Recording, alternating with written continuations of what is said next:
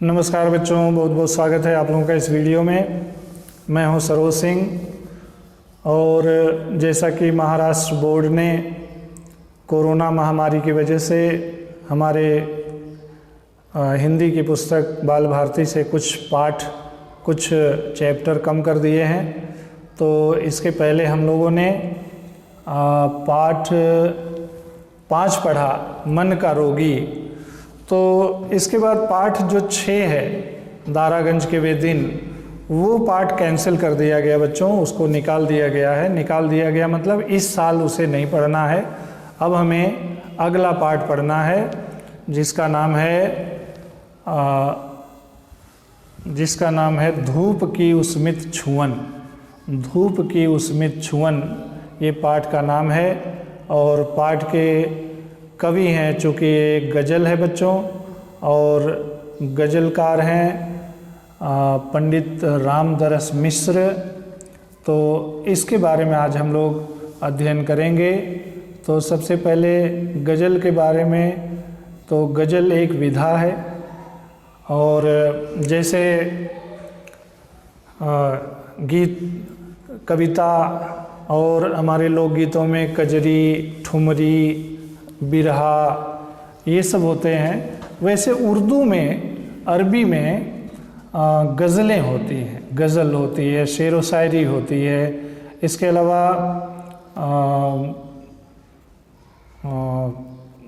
गज़ल, शेर व शायरी, और इस तरह से उर्दू कवियों ने इस विधा का प्रचलन किया है।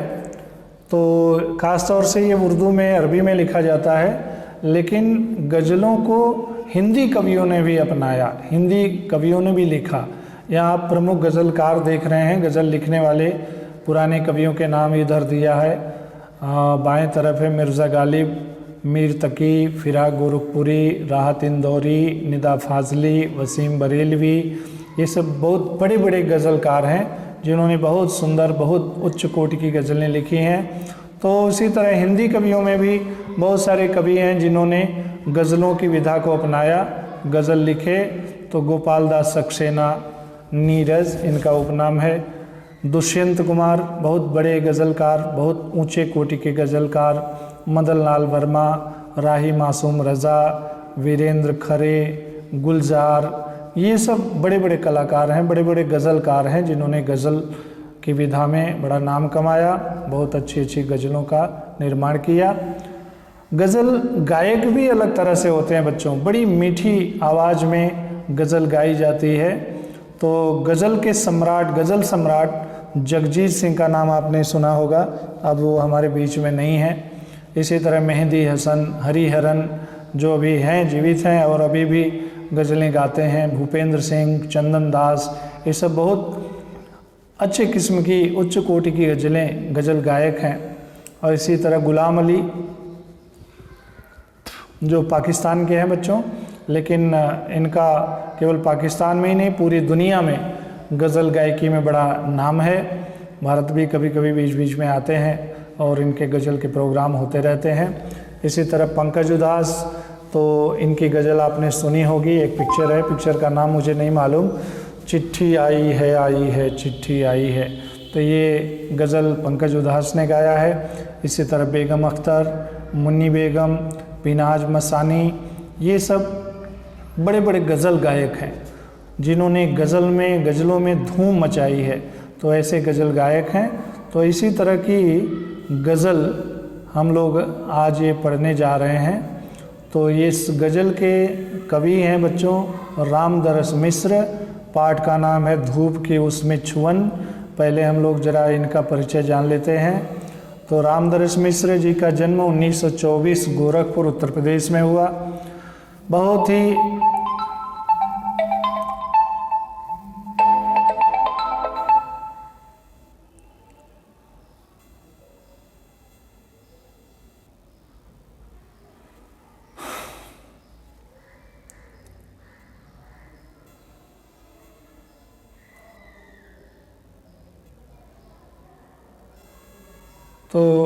ही प्रतिष्ठित साहित्यकार पंडित रामदरस मिश्र जी हैं। जितने समर्थ कवि हैं उतने ही समर्थ श्रेष्ठ उपन्यासकार हैं, कहानीकार भी हैं।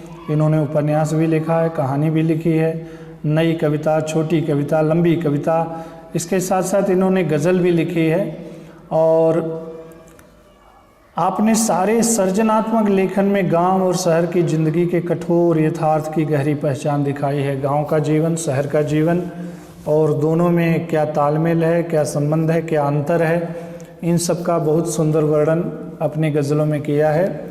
इनकी बहुत सारी रचनाएं हैं, बहुत सारी कृतियां हैं, बहुत सारे गज़ल हैं। पथ के गीत, पक गई है धूप, कंधे पर सूरज, अपने लोग, सहचर है समय, एक अंत यात्रा, हिंदी कविता, आधुनिक आयाम, ये सब इन्होंने बहुत अच्छी अच्छी पुस्तकें लिखी हैं। अब यहाँ पर हम जो गज़लें पढ़ने जा रहे हैं बच्चों, 2 गज़ल है छोटी छोटी, तो दोनों गज़ल हम लोग आज पढ़ेंगे, एक एक करके पढ़ेंगे बारी बारी से।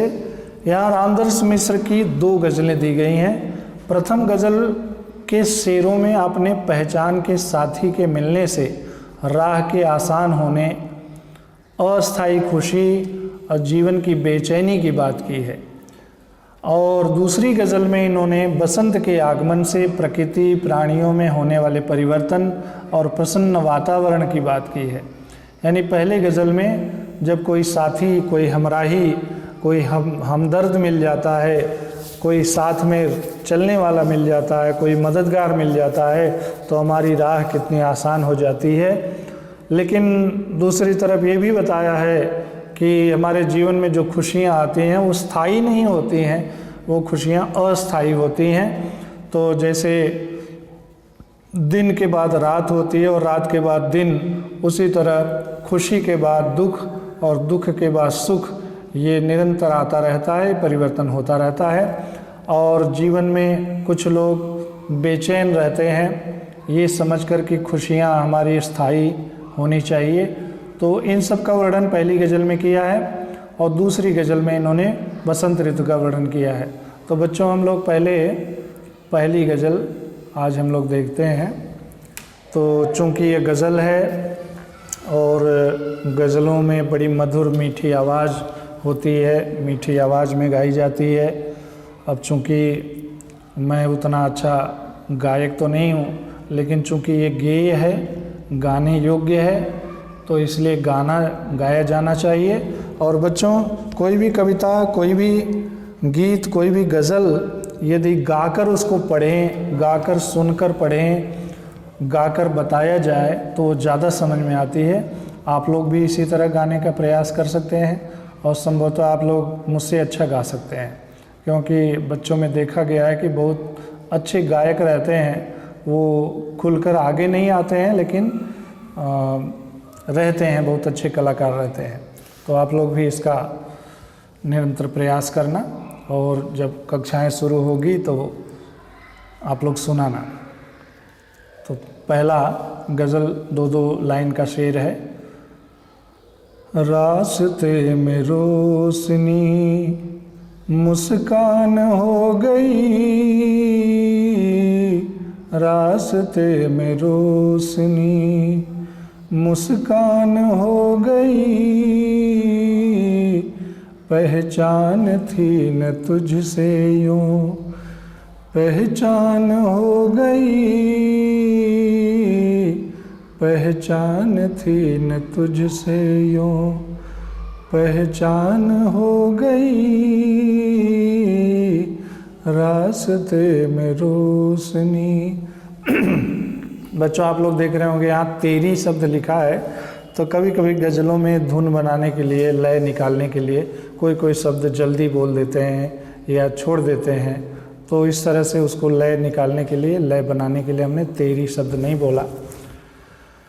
कितना मैं चला चलता रहा, राह कठिन थी, कितना मैं चला चलता रहा, राह कठिन थी, देखा जो तुझे राह वो, देखा जो तुझे राह वो, आसान हो गई, रास्ते में रोशनी मुस्कान हो गई, रास्ते में रोशनी। अब तक तो उदासीन सी थी मुझसे ये दुनिया, अब तक तो उदासीन सी थी मुझसे ये दुनिया, जाने क्या हुआ आज, जाने क्या हुआ आज, कदरदान हो गई, रास्ते में रोशनी मुस्कान हो गई, रास्ते में रोशनी। आई थी खुशी घर मेरे रहने के वास्ते, आई थी खुशी घर मेरे रहने के वास्ते, 2 दिन के लिए हाय वो, 2 दिन के लिए हाय वो मेहमान हो गई, 2 दिन के लिए हाय वो मेहमान हो गई, रास्ते में रोशनी मुस्कान हो गई। पल भर को नहीं चैन से सो पाया आदमी, पल भर को नहीं चैन से सो पाया आदमी, सपनों से आज नींद, सपनों से आज नींद परेशान हो गई, सपनों से आज नींद परेशान हो गई, रास्ते में रोशनी। रोती रही अकेली पड़ी रागिनी उसकी, रोती रही अकेली पड़ी रागिनी उसकी, लोगों के स्वर मिले तो वो, लोगों के स्वर मिले तो वो सहगान हो गई, रोगों के स्वर मिले तो वो सहगान हो गई, रास्ते में रोशनी मुस्कान हो गई, पहचान थी न तुझसे यूं पहचान हो गई, रास्ते में रोशनी। तो बच्चों ये पहली गज़ल है। अब इन गज़लों का एक एक करके हम लोग अर्थ समझते हैं। तो देखिए यहाँ पर दिया हुआ है, रास्ते में रोशनी मुस्कान हो गई, पहचान थी न तुझसे यूं पहचान हो गई। बच्चों इस शेर में कवि कहता है कि मनुष्य अपने जीवन पथ पर चलता रहता है, चलता रहता है, तो रास्ते में अनेक हमराही मिलते हैं, और उसमें अगर कोई अपरिचित कोई हमराही, कोई हमदर्द मिल जाता है, दर्द बांटने वाला मिल जाता है, हमारी मदद करने वाला मिल जाता है, हमारी सहायता करने वाला मिल जाता है, तो हमें एक रोशनी मिल जाती है, हमें एक खुशी मिल जाती है, और उस खुशी से हमारे चेहरे पर मुस्कुराहट आ जाती है। यानी हम जीवन पथ पर, जीवन के रास्ते पर आगे बढ़ते रहते हैं, चलते रहते हैं, रास्ते में तमाम लोग हमें मिलते रहते हैं, अनजान अपरिचित लोगों से मुलाकात होती रहती है, और उसमें यदि कोई हमारा हमराही मिल जाता है, यदि कोई साथ निभाने वाला मिल जाता है, कोई मददगार मिल जाता है, तो हमें एक रोशनी प्राप्त हो जाती है, हमें एक खुशी प्राप्त हो जाती है, और उस खुशी के कारण हमारे चेहरे पर मुस्कुराहट आ जाती है, हमारे चेहरे पर खुशियाँ आ जाती हैं, और उस व्यक्ति से जिससे हमारी अभी तक कोई पहचान नहीं होती है, उस व्यक्ति से पहचान हो जाती है। तो बच्चों, रास्ते में जब कोई हमराही मिलता है तो हमें रोशनी प्राप्त हो जाती है, हमारे चेहरे पर मुस्कुराहट आ जाती है, और उस अनजान अपरिचित व्यक्ति से, उस व्यक्ति से हमारी पहचान हो जाती है। तो मुझे लगता है कि ये समझ में आ गया होगा। अब हम दूसरा पढ़ते हैं, और इसको बड़े ध्यान से बच्चों देखना, बड़े ध्यान से पढ़ना, क्योंकि जब कृतियाँ देता है तो कृतियों में इन्हीं बीच बीच में से पूछता है। अब जैसे हम कहें कि रास्ते में हमराही मिलने से,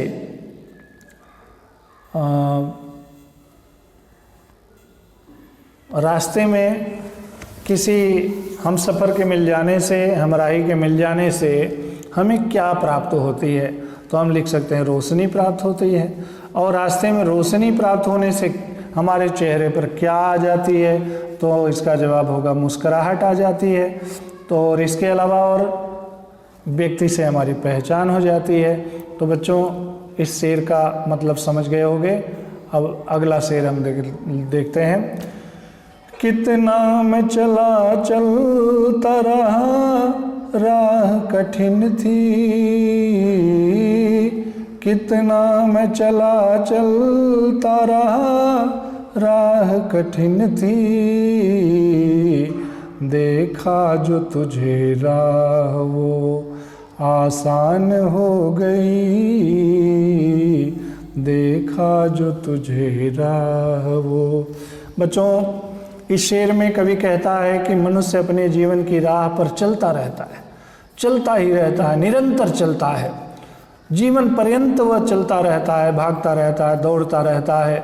और जीवन के रास्ते में, उसके राह में, उसके रास्ते में अनेक कठिनाइयाँ आती हैं, और ये कठिनाइयों के कारण उसका रास्ता, उसका मार्ग बड़ा कठिन हो जाता है, बड़ी मुश्किल भरा हो जाता है, बड़ी चुनौतियों भरा हो जाता है। और जब उस रास्ते पर उसे कोई हमराही मिल जाता है, कोई हमदर्द मिल जाता है, कोई साथ देने वाला मिल जाता है, कोई सहयोगी मिल जाता है, तो उसके सहयोग से उसका सफ़र, उस व्यक्ति का सफ़र यानी हमारा सफ़र बड़ा आसान हो जाता है, सरल हो जाता है। वह सफ़र आसानी से पार किया जा सकता है, उसकी कठिनाइयों की चुनौती को स्वीकार किया जा सकता है। यानी रास्ते में अगर कोई हमराही मिल जाता है तो उसके सहयोग से जीवन का सफ़र बड़ा आसान हो जाता है। यानी इस पाठ में, इस शेर में बच्चों ये बताया गया है कि साथी मिल जाने से, सहयोग करने वाला के मिल जाने से मनुष्य जीवन में सब कुछ हासिल कर सकता है। यानी जीवन में दोस्तों का, मित्रों का, ऐसे दोस्तों का जो हमें दुख में, बुरे वक्त में साथ दें, तो ऐसे लोग जब जीवन में आ जाते हैं तो हमारा जीवन बहुत सरल हो जाता है, बहुत आसान हो जाता है, और जीवन में हम बड़ी बड़ी उपलब्धियां हासिल कर पाते हैं। आगे बच्चों, अब तक तो उदासीन सी थी मुझसे ये दुनिया, अब तक तो उदासीन सी थी मुझसे ये दुनिया, जाने क्या हुआ आज कदरदान हो गई,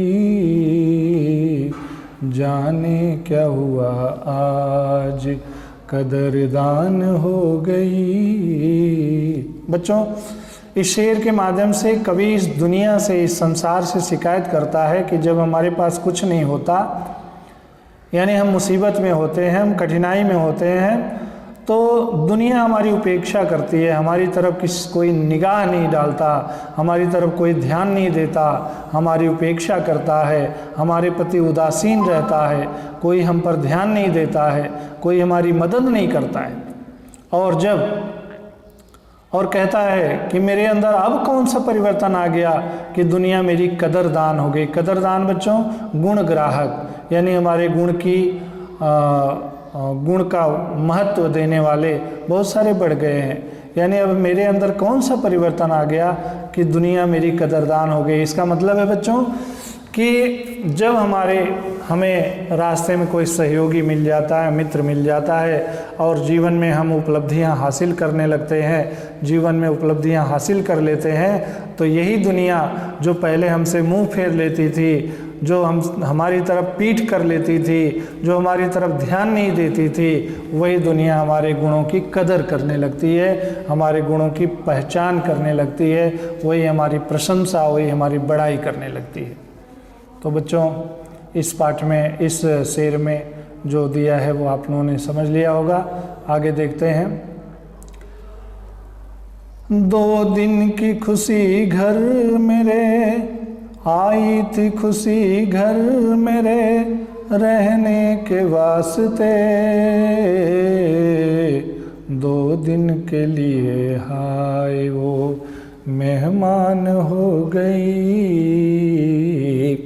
तो इस शेर में बच्चों कवि रामदर्श मिश्र जी कहते हैं कि जीवन में हर दिन के लिए हमें तैयार रहना चाहिए, और जो भी हमारे जीवन में खुशियां हैं वो खुशियां स्थायी नहीं होती हैं, वो खुशियां निरंतर नहीं रहती हैं, वो परमानेंट नहीं रहती हैं।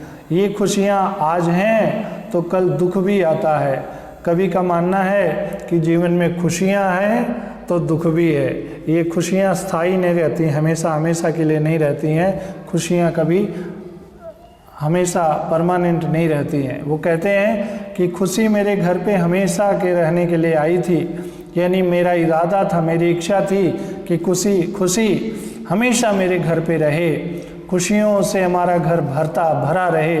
लेकिन पता नहीं क्या हुआ, वो 2 दिन के लिए मेहमान की तरह आई और चली गई। जैसे मेहमान आते हैं और 2 दिन के बाद चले जाते हैं। मेहमान बच्चों परमानेंट नहीं रहते, स्थायी नहीं रहते।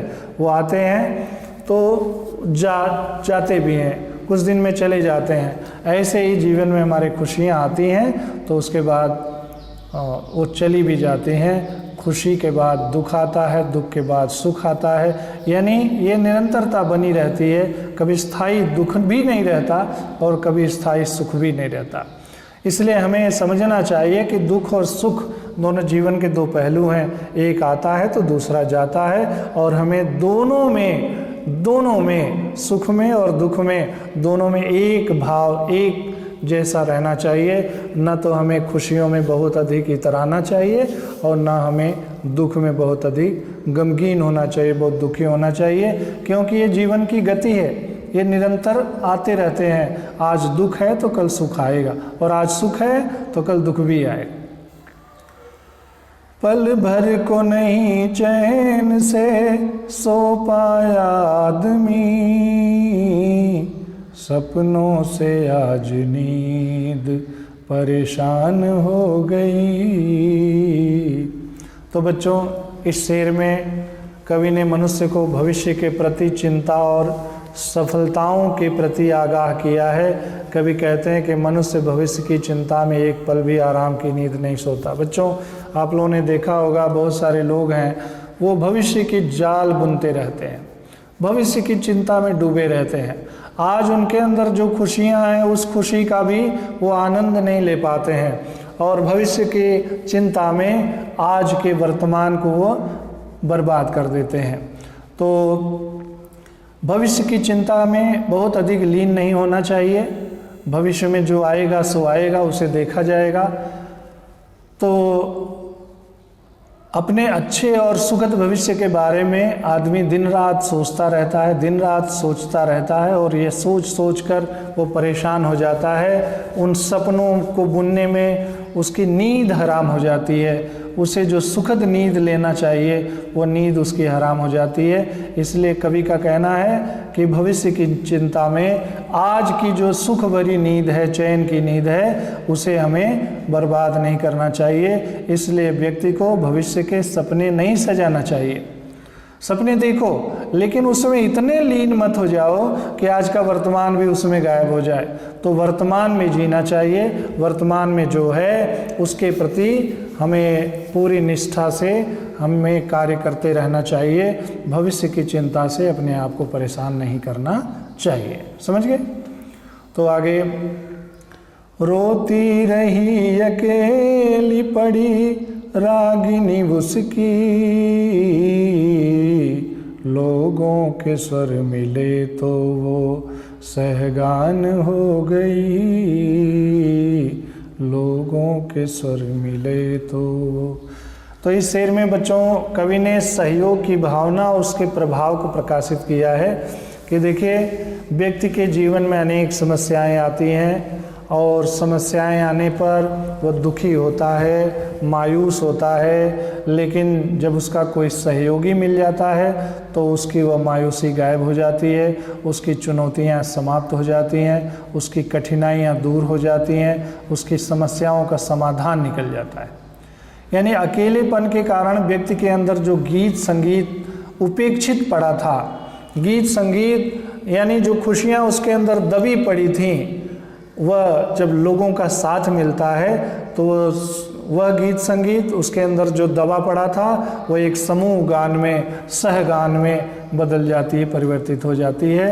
यानी जो अकेला आदमी है, जिसका कोई मित्र नहीं है, कोई साथी नहीं है, कोई संगी नहीं है, कोई सहयोगी नहीं है, कोई मददगार नहीं है, ये वह आदमी के अंदर जो गीत संगीत है वह दबा पड़ा रहता है, उपेक्षित सा पड़ा रहता है, सोया पड़ा रहता है। और जब लोगों का साथ मिलता है, लोगों का सहयोग मिलता है तो उसका वही गीत संगीत समूह गान में बदल जाता है। कहने का मतलब सहयोग की भावना से व्यक्ति निखर जाता है, व्यक्ति सफलताएं प्राप्त कर लेता है, व्यक्ति आगे जीवन में सफलता प्राप्त कर लेता है। तो बच्चों इतना आप लोगों ने आज समझ लिया होगा और अच्छा लगा होगा। आप लोग भी इसी तरह गाने का प्रयास करना। गज़ल है, गज़ल को गा करके अगर हम पढ़ेंगे तो बहुत अच्छा आनंद भी आएगा और अच्छी तरह समझ में भी आएगा। और एक चीज़ मैं कहना चाहूँगा कि मैं बड़ा परिश्रम करके, और इतनी उम्र में मेरी 54-55 साल उम्र हो गई है, और इस उम्र में भी इस टेक्नोलॉजी का उपयोग करके, हम लोगों के ज़माने में कभी मोबाइल भी नहीं था, मोबाइल कभी देखे भी नहीं थे, लेकिन आप लोगों को पढ़ाने के लिए ये सब बारीकियां सीख करके मैं आप लोगों को पढ़ाने का प्रयास कर रहा हूँ। तो इसलिए मेरी मेहनत, मेरा परिश्रम व्यर्थ न जाए। आप लोग अच्छी तरह इसको पढ़ना, समझना, जो भी डाउट हो उसको मैसेज करके पूछ सकते हो। और एक चीज़ और कर सकते हैं मेरा हौसला बढ़ाने के लिए, कि यदि आप इस YouTube चैनल को सब्सक्राइब करेंगे तो मेरा हौसला और बढ़ेगा, मुझे और अच्छा लगेगा, मुझे खुशी मिलेगी, और भी अच्छे अच्छे वीडियो बनाकर आप लोगों को देने का प्रयास मैं करता रहूँगा। तो आज के लिए बस इतना ही। बहुत बहुत धन्यवाद।